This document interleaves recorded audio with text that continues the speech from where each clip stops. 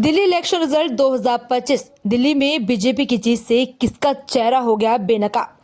असदुद्दीन ओवैसी ने दिया अपना बयान। आपको बता दें कि मायावती की बीएसपी से ज्यादा दिल्ली विधानसभा चुनाव में असदुद्दीन ओवैसी के एआईएमआईएम को वोट मिले हैं। ओवैसी ने कहा कि हम मुस्तफाबाद और ओखला के लिए आखिर तक लड़ते रहेंगे। दिल्ली विधानसभा चुनाव के नतीजे आने के बाद अब सियासी पार्टियां मंथन में लगी हुई हैं। दिल्ली में 2 सीटों पर विधानसभा चुनाव लड़ने वाली एआईएमआईएम को भले ही सफलता ना मिली हो, पर मुस्तफाबाद से एआईएमआईएम प्रत्याशी ने आपके कैंडिडेट को हराने में बड़ी भूमिका निभाई। ओखला से शिफाउर रहमान भी दूसरे स्थान पर रहे। ओवैसी ने रविवार 9 फरवरी 2025 को सोशल मीडिया प्लेटफॉर्म एक्स पर एक वीडियो जारी कर विपक्षियों पर जमकर निशाना साधा। एआईएमआईएम सुप्रीमो असदुद्दीन ओवैसी ने कहा कि हम जैसे नतीजे चाह रहे थे वो नहीं आए, इसके बावजूद हमारे हौसले बुलंद हैं और बुलंद रहेंगे। हम अपनी लड़ाई जारी रखेंगे। हम आशा करते हैं कि ताहिर हुसैन और शिफाउर रहमान को जल्द बेल मिलेगी, वो अपने घर वापस आएंगे और वो बेकसूर साबित होंगे। बिना नाम लिए आप और कांग्रेस पर साधा निशाना आम आदमी पार्टी और कांग्रेस का नाम लिए बगैर ओवैसी ने कहा, नतीजे आने के बाद हम देख रहे हैं कि जो अपने आप को सेक्युलरिज्म का दावेदार कहते हैं वे दोनों सियासी पार्टियां एक दूसरे पर बी टीम होने के आरोप अब नहीं लगा रही हैं। इससे एक बात जाहिर होती है कि जहां हमारी पार्टी ज्यादा सीटों पर चुनाव लड़ती है तो ये फौरन बी टीम वाले हथकंडे अपनाने लग जाते हैं। असदुद्दीन ओवैसी ने विपक्षियों पर जुबानी हमला बोलते हुए कहा कि जब दोनों ही पार्टियां बीजेपी से हार गईं तो दोनों एक दूसरे को सहानुभूति देती नजर आ रही हैं। इससे इनका चेहरा आज बेनकाब हो गया। आज हम चुनाव लड़ते हैं तो इनके पेट में दर्द शुरू हो जाता है। आखिर में उन्होंने कहा कि हम मुस्तफाबाद और ओखला के लिए आखिर तक लड़ते रहेंगे। मायावती की बीएसपी को दिल्ली विधानसभा चुनाव में 55,066 वोट मिले हैं और पार्टी का वोट शेयर 0.58% है। तो वहीं असदुद्दीन ओवैसी की पार्टी एआईएमआईएम को 73,032 वोट मिले।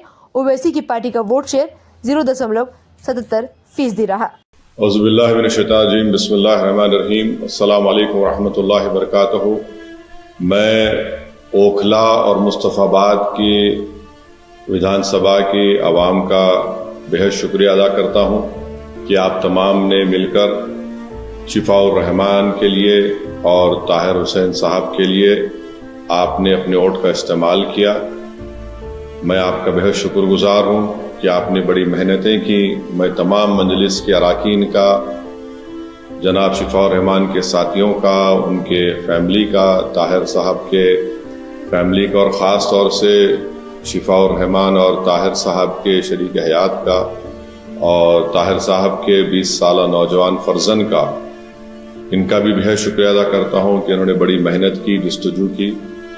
मैं शुक्रगुजार हूँ इम्तियाज जलील साहब का जो वहाँ के सेंट्रल ऑब्जर्वर थे, इन दोनों असेंबली कॉन्स्टिट्यूंसीज के, शोएब जामाई साहब का।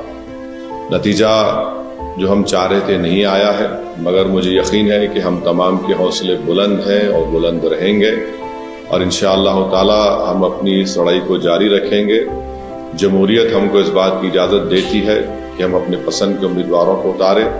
हमारी कोशिश शुरू से यही थी और यही रहेगी कि हम अपनी एक आज़ाद सियासी क़यादत को बनाएंगे ताकि वो वहाँ की रियासत के असम्बली में जाकर आवाम के बेबाक मसाइल को उठा सकें बेबाकी से।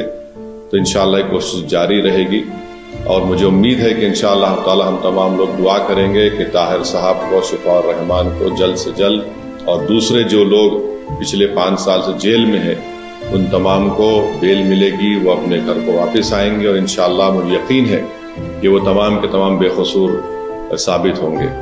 मैं एक बात अवाम अन्नास को बताना चाहता हूँ कि नतीजे आने के बाद आप देख रहे हैं कि जो लोग अपने आप को बड़ा सेकुलरिज्म के दावेदार कहते थे, वो दोनों सियासी पार्टियां आज एक दूसरे पर बी टीम का इल्ज़ाम नहीं लगा रही हैं। इससे ये बात साहब जाहिर होती है कि जहां मजलिस इलेक्शन अगर ज़्यादा सीटों पर लड़ जाती तो ये फौरन इनका ये हरबे हथकंडे इस्तेमाल करना शुरू हो जाते। अब जब दोनों लड़कर हार गए बीजेपी के खिलाफ तो इनमें बड़े ही महज़िब तरीके से अदब के दायरे में रहकर एक दूसरे को तनकीद कर रहे हैं।